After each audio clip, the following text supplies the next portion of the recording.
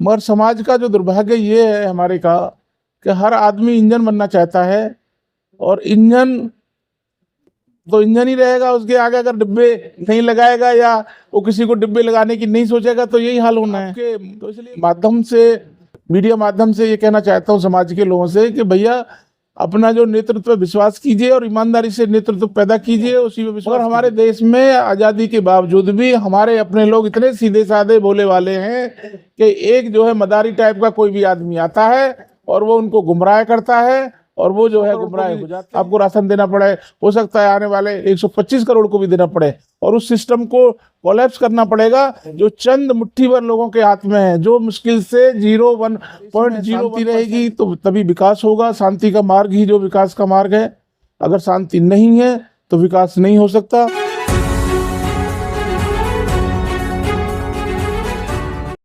आज क्या प्रोग्राम था और किसको लेके प्रोग्राम था? देखिए साथियों, एक सेमिनार थी आज, और सेमिनार जो है जो बुद्ध पूर्णिमा के अवसर पर रखी गई थी, जिसका सेमिनार का नाम था लॉर्ड बुद्धा एंड बाबा साहब डॉक्टर भीमराव अंबेडकर एंड भारतीय संविधान, इंडियन कॉन्स्टिट्यूशन। इसको लेके हमारा मकसद था कि हमारे देश में जो संविधान के अनुसार व्यवस्था चल रही है वो जो है अवेयर हों, उसके बारे में लोग परिचित हों, और संविधान के अनुसार ही जो यहाँ एक्ट हो, संविधान के अनुसार ही सारे कार्य हों। तो इसको अवेयरनेस का एक तरह से प्रोग्राम था, और सेमिनार के माध्यम से प्रोग्राम आयोजित किया। भारतीय संविधान के आप कहें, भारतीय संविधान पे सेमिनार था, और लोगों का मानना है कि भारतीय संविधान डॉक्टर अम्बेडकर ने नहीं लिखा है। नहीं, वो जो कह रहे हैं वो गलत बात करते हैं। बाबा साहब डॉक्टर भीमराव अम्बेडकर ने लिखा था, इस बात को पूरी दुनिया मानती है, और सबसे ज्यादा उन्हीं को ज्ञान था। भारतीय संविधान को लिखते वक्त भी यहाँ के इवन अंग्रेजों ने भी उनको ही कहा था कि भाई आपके पास में, जबकि यहाँ तो जो लोग थे वो बाहर के लोगों को हायर करना चाहते थे कि भाई संविधान लिखने के लिए हमें बाहर के लोग चाहिए, मगर यहाँ के जो वो इवन महात्मा गांधी जी ने भी उनका नाम सजेस्ट किया था, और उसके बाद में उनको जिम्मेदारी सौंपी थी। और जो भारतीय संविधान जो है 2 साल 11 महीने 18 दिन में लिख के पूरा किया गया था, और ये बाबा साहब ने लिखा है। सिर्फ भारतीय संविधान की बार बार बात हो रही है, और भारतीय संविधान को जंतर मंतर पे खुलेआम फोर्स और कई एजेंसियों के सामने जलाया गया था। तो ये जो है सरकारों का फेलियर है। सरकारों की जिम्मेदारी है कि संविधान की रक्षा की जाए। अगर सरकार फेल है तो इसमें संविधान की कमी थोड़ी है। इस बात को लेकर तो बाबा साहब ने जब फर्स्ट उनका स्पीच था तो उन्होंने कहा था बाबा साहब ने कि भाई अगर संविधान अच्छा है, कितना ही भी अच्छा है, अगर उसको लागू करने वाले लोगों की नीयत सही नहीं होगी तो वो संविधान गलत ही साबित होगा।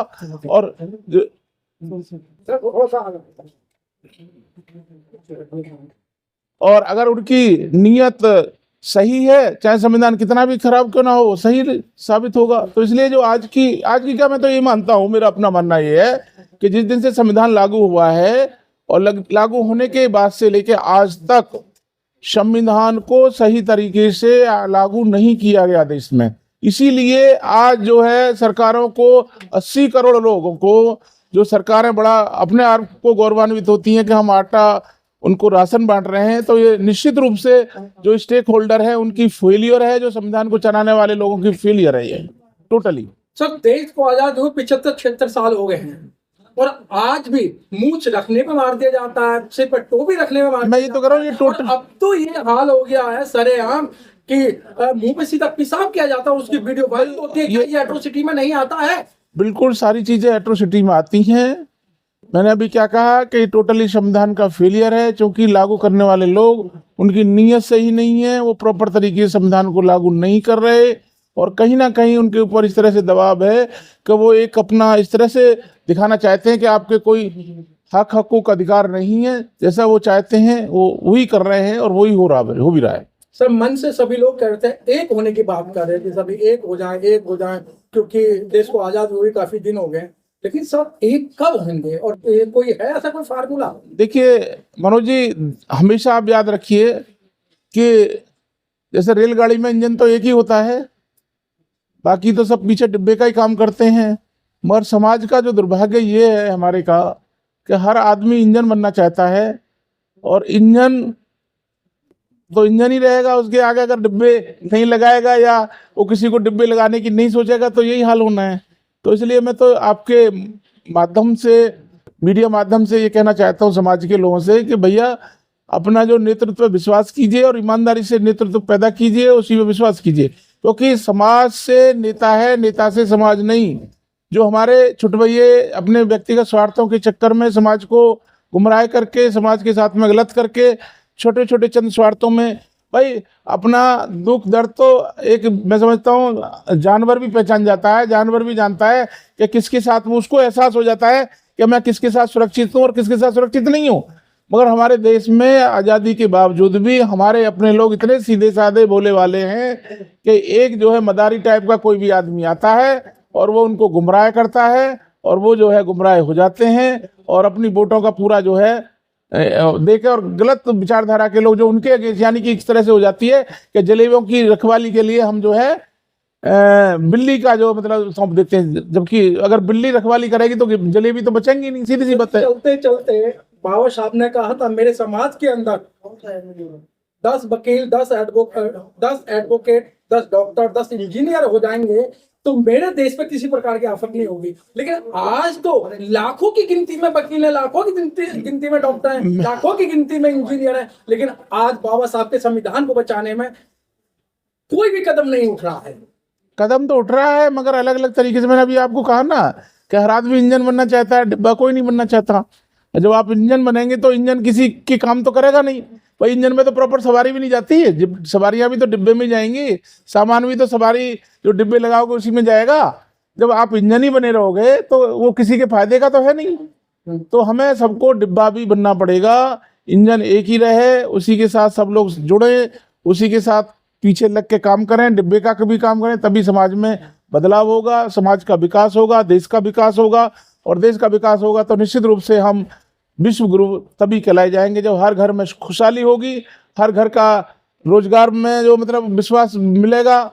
और हमें जो सरकारों को भी मैं आपके माध्यम से कहना चाहता हूँ कि सरकारों को रोजगार पैदा करने चाहिए, रोजगार पैदा करके उस पर कार्य करना चाहिए। अगर आप रोजगार नहीं देंगे, रोजगार पैदा नहीं करेंगे तो आज तो आप 80 करोड़ कह रहे हो, कल को हो सकता है 100 करोड़ को भी आपको राशन देना पड़े, हो सकता है आने वाले 125 करोड़ को भी देना पड़े। और उस सिस्टम को कोलैप्स करना पड़ेगा जो चंद मुट्ठी भर लोगों के हाथ में है, जो मुश्किल से 0.01% भी नहीं है। वहाँ से हमारी सरकारें उनके आगे जो नतमस्तक ना हो। एक आम आदमी के विषय में सोचें, आम आदमी को जो कॉम्पिटेंट लोग हैं, देखिए आज एजुकेशन का पूरी तरह से बेड़ा गर्क कर दिया है, आज प्राइवेटाइजेशन इस कदर कर दिया है और ये एक साजिश के तहत हो रहा है। क्योंकि आपके पास तो नहीं है 1 करोड़ रुपए, जब आपका बच्चा क्वालिफाइड है, तैयारी कर रहा है, उसे पता है जब ये लोग आने लगे तो उनकी जो चीजें सब खत्म करने लगे। भूषण जी चलते चलते जिस तरीके से आप 2.5-3 साल से मेहनत कर रहे हैं और वकीलों के अंदर जा रहे हैं और आप ऐसे लोगों के अंदर जा रहे हैं जो विधि के ज्ञाता हैं और एजुकेशन अच्छी है, क्या उनको इकट्ठा करने में कितनी आपको मुसीबतों का सामना करना पड़ रहा है? अरे सर मुसीबत ही मुसीबत है। हालात ये है कि आप ये समझिए कि, मगर ये देखिए मनोज जी, आपने देखा होगा हम उस विचारधारा के आदमी हैं। एक मुझे शायद बुद्ध कथाओं में से ही है ये कि महात्मा बुद्ध जो उसके किनारे बैठ के, नदी के किनारे बैठे हुए थे और वो एक कहना चाहिए कीड़ा था, वो कीड़ा निकलता था महात्मा के, काटता था, वो लहूलुहान हो जाते थे, वो फिर जो है निकालते थे, वो अंदर जा रहा है, वो प्रोसेस इस तरह का चल रहा था। तो एक आप जैसे सज्जन वहाँ से गुजर रहे थे, उन्होंने देखा उनको, उन्होंने कहा महात्मा जी आप इसको बचाने की कोशिश कर रहे हैं मगर ये तो आपके डंक मारता है, आपको लहूलुहान करता है, फिर भी आप इसको बचा रहे हैं। तो मनोज जी हमारी भी उसी विचारधारा को फॉलो करते हुए, भाई जो हमारे बारे में क्या सोच रहा है, क्या डंक मार रहा है, मगर हम बचाने का काम करेंगे, समाज को जागरूक करने का काम करेंगे, समाज को अधिकार दिलाने का काम करेंगे। चलते चलते आपको इंडिया नहीं, आपको विदेश भी देख रहे हैं, तो क्या संदेश देना चाहते हैं आप? हम तो देखिए एक बहुत ही पावन पर्व है महात्मा बुद्ध का, और ये पूरे दुनिया में ये संदेश देता है शांति का। और मेरा भी अपना मानना ये है कि देश में शांति रहेगी तो तभी विकास होगा। शांति का मार्ग ही जो विकास का मार्ग है, अगर शांति नहीं है तो विकास नहीं हो सकता। तो इसलिए पूरी दुनिया को आपके माध्यम से मैं संदेश और रिक्वेस्ट करना चाहता हूँ कि ये युद्ध से किसी का भला नहीं होने वाला, युद्ध से तो सिर्फ सर्वनाश ही होगा। आपको बुद्ध को अपनाना पड़ेगा, बुद्ध ही आपको विकास की तरफ ले जाएगा, बुद्ध ही आपको विश्व गुरु बनाएगा, बुद्ध ही आपके सबके कल्याण करेगा। सर आज कोर्ट में इतना एडवोकेट का समागम आपने किया, उसमें कुछ अधूरा रह गया, कैसे आप देखते हैं आज का कार्यक्रम? मैंने अभी क्या कहा, पूरा तो हमने तो 2 घंटे के प्रोग्राम में हमने विषय ही इतने वाइड ले रखे थे कि उसके लिए तो सालों साल भी कम पड़ जाते। तो एक सिंबॉलिक का हमने जो है मतलब संदेश देने का प्रयास किया, और मैं समझता हूँ इस तरह का प्रोग्राम करकटडुमा की कोर्ट में शायद फर्स्ट टाइम मनाया जा रहा है, जिसमें हमारे सारे जजेस जो हैं उन्होंने हमारे प्रोग्राम को पार्टिसिपेट किया, उन्होंने अपनी उपस्थिति दर्ज कराई और अपना कीमती समय जो हमारा प्रोग्राम मतलब 2 बजे का पीक आवर होता है उसमें आके इस प्रोग्राम की सफलता को मतलब बढ़ाया। ठीक है, धन्यवाद। Thank you. जय भीम नवोदय। सर ये संविधान बनाने में BNR राव का क्यों नाम आया, इसका क्या कारण था? देखिए, कोई लोग गुमराह करते हैं, अब इसमें क्यों आया क्यों नहीं आया उसमें मैं नहीं जाना चाहता। अगर हमें जो गुमराह नहीं होना है, और ये सारा पहले ही मैंने इसका आंसर दे दिया कि जो है बाबा साहब ने बनाया, वो ड्राफ्टिंग कमेटी के चेयरमैन थे, उनका पूरा योगदान रहा है। सारी चीजें आप गुमराह हो गए तो उसका तो कोई इलाज ही नहीं है, उम्र तो उतरे ही है गुमराह, हमें गुमराह नहीं होना है। और हमें देखिए संविधान, एक चीज और मैं आपको कहना चाहता हूँ कि संविधान के अनुसार हमें काम करना है, संविधान को पढ़ते हुए संविधान पर रहते हुए हमें आगे बढ़ना है, और संविधान ही हमें सुरक्षित रखेगा, संविधान ही हमारे हक हकूकों को सुरक्षित रखेगा। उसी के अनुसार हमें संविधान को फॉलो करना चाहिए लाइफ में, संविधान के मुताबिक हम आगे बढ़ना चाहिए। तो ये सिस्टम चल रहा है संविधान बचाने के लिए। ये हमारा प्रोग्राम तो एक मैसेज देना था देश के अंदर कि भाई बुद्ध है तो सब कुछ है, बुद्ध नहीं है तो कुछ नहीं है।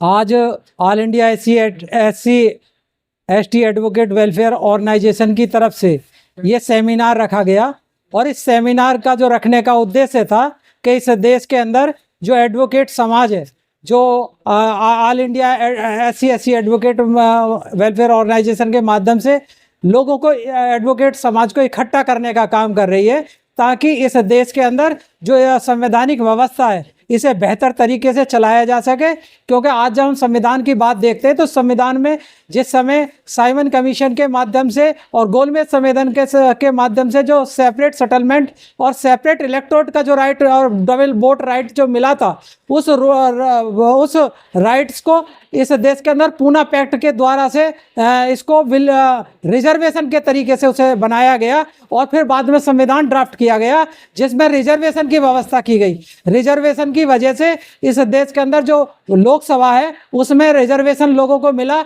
लेकिन राज्यसभा में रिजर्वेशन नहीं मिला, जिसमें लोग रिजर्वेशन की वजह से राज्यसभा में लोग नहीं पहुंच पाए। इसी प्रकार से विधानसभाओं में जो स्टेट की विधानसभाएं उनमें तो रिजर्वेशन मिला, विधान परिषद में उनको रिजर्वेशन नहीं मिला। इसी प्रकार से जो सुप्रीम कोर्ट है, यहाँ पर जो कॉलेजियम सिस्टम है, कॉलेजियम सिस्टम के माध्यम से इस देश के अंदर जो जुडिशरी सिस्टम है उसमें रिजर्वेशन नहीं मिला, और रिजर्वेशन ना तो कॉलेजियम सिस्टम में मिला, ना ही जज अपॉइंटमेंट करने में मिला। इसलिए आज ये दिखाई देने लगा है जज समाज को कि वास्तव में यहाँ पर लोगों को न्याय नहीं मिल पा रहा है, और न्याय नहीं मिलेगा तो इस देश में वास्तविक लोगों की समस्याएं समाधान नहीं होंगी।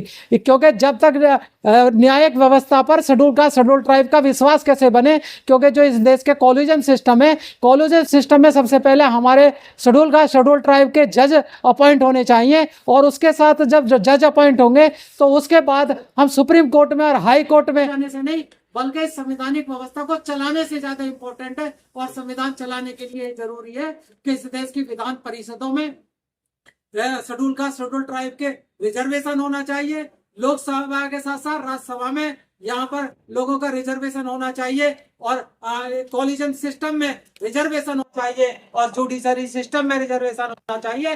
तभी इस देश के आम आदमी इस देश की व्यवस्था में, जो जुडिशरी व्यवस्था में और जो प्रशासनिक व्यवस्था है उसमें विश्वास कर पाएगा। और उसके लिए all India SC/ST advocate welfare organisation काम कर रही है, और दिल्ली में और NCR में और पूरे देश में इस काम के साथ हम लोगों को, एडवोकेट साथियों को इकट्ठा कर रहे हैं और मजबूत कर रहे हैं। और सभी को मैं इस आपके चैनल के माध्यम से ये कहना चाहता हूँ कि जो दुष्यंत जी ने वास्तव में 2 साल में जो यहाँ पर लोगों को जोड़ने का काम किया है वो सराहनीय काम है। और ऑल इंडिया SC/ST एडवोकेटों को जो मेंबरशिप का काम करके और लोगों को अधिक से अधिक मेंबर बना करके जो एडवोकेट समाज के लिए और समाज के लिए SC/ST एडवोकेट समाज के लिए, साथ साथ में SC/ST समाज के लिए जो काम किया जा रहा है वो प्रशंसनीय है। मैं इसी के साथ अपनी बात समाप्त करूंगा। जय भीम, जय भारत, जय संविधान।